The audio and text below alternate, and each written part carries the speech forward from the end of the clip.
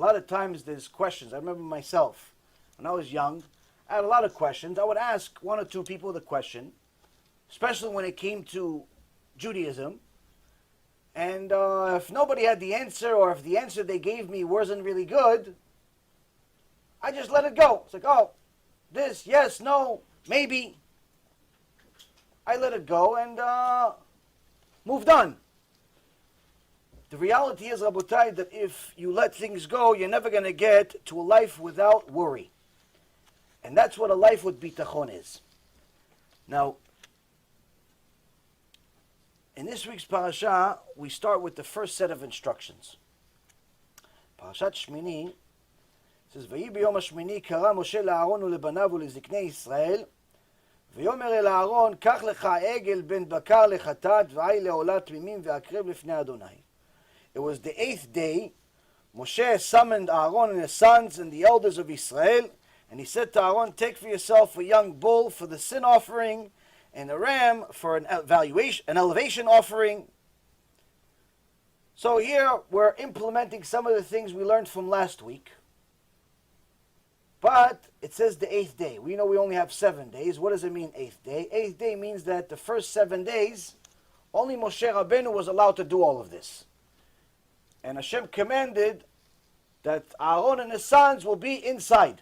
They wouldn't go outside. Only Moshe Rabbeinu would do this. Why? Because for 7 days, only Moshe Rabbeinu is going to do it, but starting the 8th day, no one is allowed to do it other than Aaron and his sons.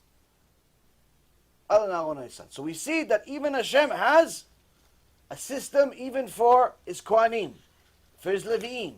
Everybody has a system. Everybody has specific instructions that may or may not make sense to us. It doesn't make a difference if it makes sense to us.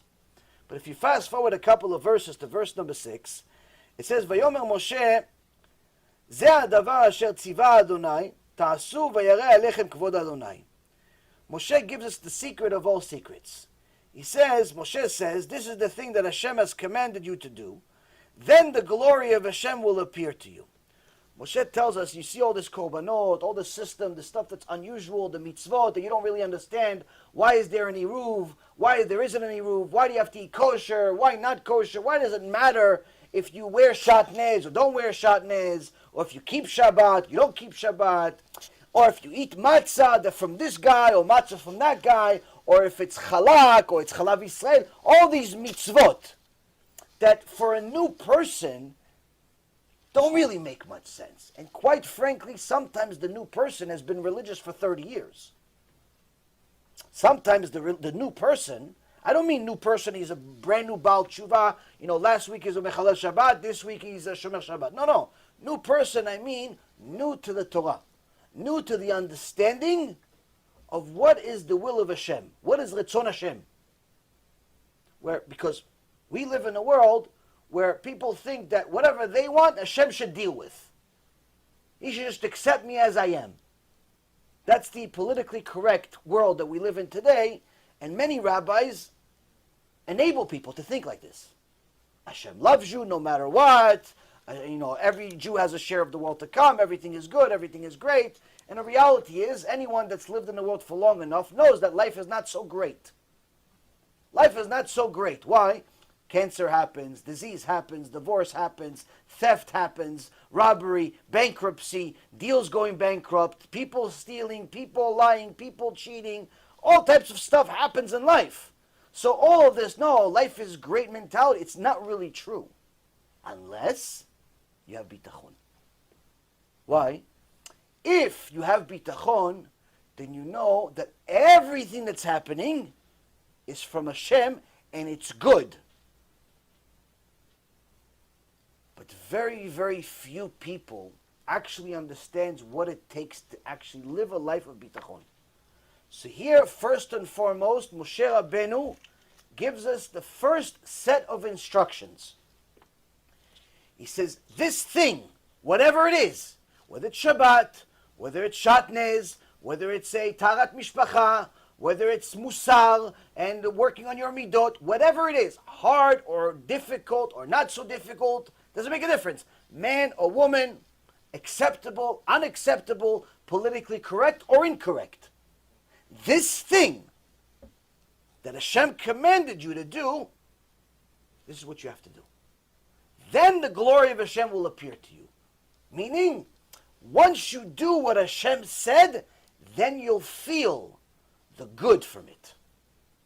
The good is not only Olam Haba, that very few people have an understanding of what it's like in this generation. Because when you tell people, what is Olam Haba? Olam Haba is a bunch of tzaddikim learning Torah. You tell this to the average 25-year-old, 35-year-old that doesn't really learn Torah. Tell them, listen, yeah, Olam Haba, yeah. Rabbi Akiva, all the 2,000 members of the Tosfot, all the tzaddikim, Moshe Rabbeinu, Avraham, Yitzchak, and Yaakov, all of them are learning Torah, and you can go there. It's like, sounds boring. I don't learn Torah over here. You want me to learn Torah for eternity? No, give me some pool tables, some pools, some bowling maybe, some movies. That's what people want, because they think that that's fun. So, Olam Haba is very, very hard for people to connect to. Even though technically that's the only reason, the Mishnah in Avot says that's the only reason why you should do a mitzvah, for Olam Haba. But since we don't have a concept of what Olam Haba is early on in our tshuva, we have to feel something here. People need to see something. Right before the lecture, we were talking a little bit about how we're such a demanding generation where literally we need things on demand. You want to press a button, something has to happen. You go to a website, if it takes 30 seconds to load, I'm out. I'm out. In fact, recent statistics that I read said that if it takes more than 3.5 seconds to load, if the website takes more than 3.5 seconds to load, most people, meaning over 90% of people, leave the website. 3.5 seconds. When I was a kid, in the days of Antiochus, we had something called dial-up. Dial-up meant that you wanted to go to some place, if whatever was actually available in those days, there was barely anything actually available. You had Prodigy, AOL, and whatever AOL was offering. You went to the website, and all you had is to enjoy the that's the noise that your modem made for a good 2 to 3 minutes, until you finally arrived at whatever destination you wanted. And God forbid it's the wrong destination. Now you have to go to a different one. But you had to enjoy the music of this modem. What kind of music it made for you? Back then it was normal. 2, 3, 4, 5 minutes between web pages, between pages within the page. It's normal. Today, if you're not giving me a response right now within 3 seconds, I'm out of here. We order food. The companies say, listen, delivery within 25 minutes. At 26.5 minutes, we're already on the phone. Hey, what's going on? I ordered. You guys said 25 minutes. It's late. I can't believe it. I'm paying top dollar here. You call the guy and you start yelling at him like he's one of your slaves. Like you're Paro and he's one of the Jews over there. He's scared. Why? He's late 1.5 minutes. God forbid he's late 20 minutes because he hit traffic or something happened. It happens. We're all criminals when it comes to this. Why? Because we've all become accustomed to push and something happens. On demand, they call it. We want something, exactly like you said, instant gratification. Instant gratification is, unfortunately, one of the landmines of the Satan when it comes to Bitachon. And the reason why is because Bitachon is the exact opposite. Works the exact opposite. Bitachon doesn't work based on instant gratification. Bitachon works based on how much patience you have. Because that's how Hashem measures your actual bitachon. If you expect things to happen instantly, like a website, like a text message, like an email, you expect things to happen that way, and you think that Hashem is going to dance to every one of your tunes, guess what? You will live a life of misery, anxiety, and you will never have an ounce of bitachon. Because bitachon doesn't work that way. To get bitachon, you have to get one of the most valuable traits there is for mankind, which is called patience. Without patience, you're not going to survive. Meaning, you'll survive as a life, but your life is going to be full of suffering. From morning to night, you'll be suffering. Because nothing in the world will work based on the schedule that you want it to. Nothing in the world will work on a schedule that it should, according to your understanding. According to our understanding. Everyone is stupid. Everyone is slow. Everyone is this. Everyone is deficient. That's the way it is. Why? Because you have some visual in your mind, some type of idea in your mind that no one can live up to. So, unless you understand that Hashem is the one that's causing him to be slow, him to steal, him to run away, him to hang up on you, her to curse you. Hashem is the one that's managing all of this. You're not going to be able to survive as a righteous person. Now, this seems more like Hashem is taking away our free will. So briefly, we're going to go into details of all of this, but to simply answer the question, no, Hashem never takes away free will. The way it simply works in a very, very simplistic way is that Hashem makes a decree, whatever the decree is. On Rosh Hashanah, he decides something is going to happen. A certain person is going to make a lot of money, lose a lot of money. He decides, whatever the case is. After he decides and passes the stamp on the decree, signs off on a decree, then he decides which things, which people, which creations are going to contribute into implementing this decree. So, for example, if it's, let's say, lose money. Lose money. Now the guy thinks, lose money, that most likely means I'm going to get fired. No, not necessarily. In fact, it could be the opposite. In fact, the guy could get hired by a better firm, get a 500% raise, and he thinks, Shtabach Shemo, Hashem loves me. I was a tzaddik last year because second day after Yom Kippur, I got a job offer, 500% raise from Google.